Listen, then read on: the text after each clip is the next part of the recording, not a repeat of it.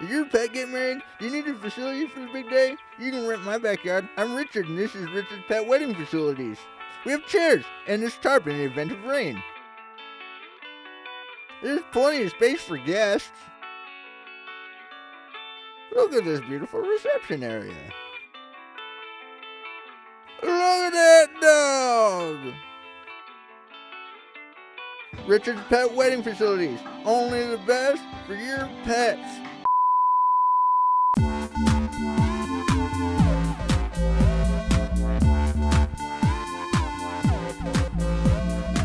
Welcome back to Dino News. I'm your host, Wild Dinosaur. The Star Wars saga continues. Rian Johnson, who won't be directing Star Wars Episode 9, will now be writing a new trilogy.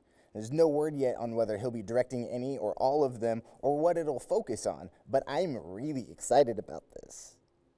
Next up, Disney and Fox had talks about Disney purchasing some of the entertainment rights from Fox, including some of the TV and film properties.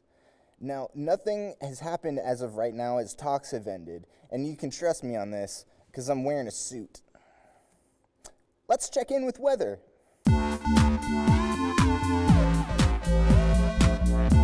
Sheila left me. Why? Who's Todd?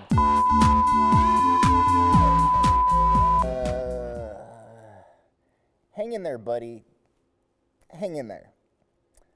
Let's check in on entertainment.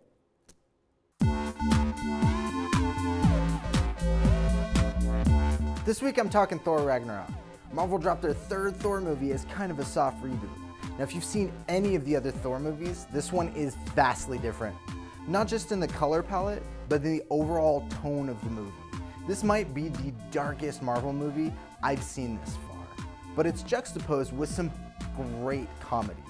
The movie was directed by Taika Waititi, who did What We Do in Shadows and Flight of the Conchords and numerous other indie films that are fantastic. He's one of my favorite directors. It's really nice to see Marvel allowing somebody of his caliber to go in and take control of one of these Marvel movies. It feels more like a Taika Waititi movie than it does a Marvel movie, and that's not a bad thing. The cast of the movie is phenomenal. Chris Hemsworth nails the Thor role again and brings a little bit more comedy than we'd seen in the past. We also get Tom Hiddleston back as Loki, and up until this point, Loki was my favorite villain in the MCU.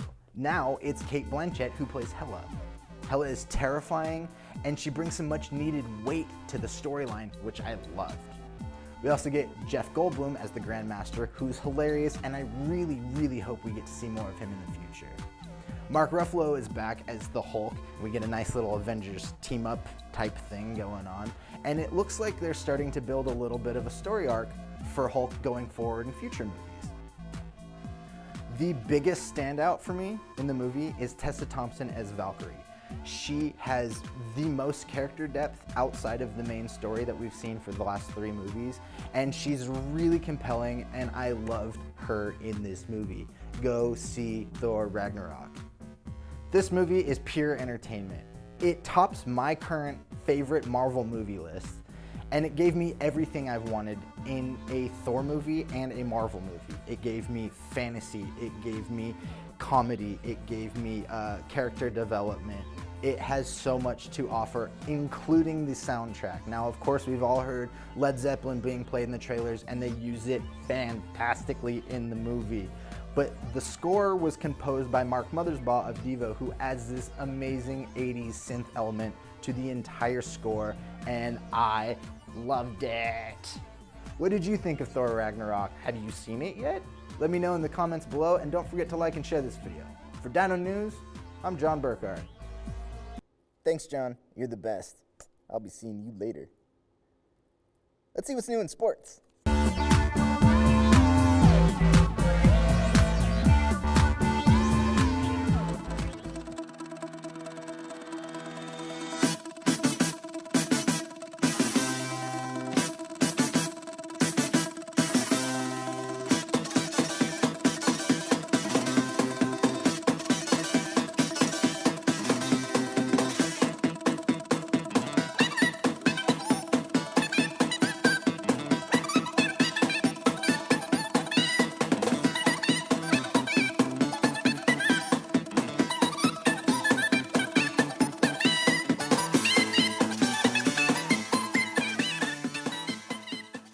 Wow, that's really tough training.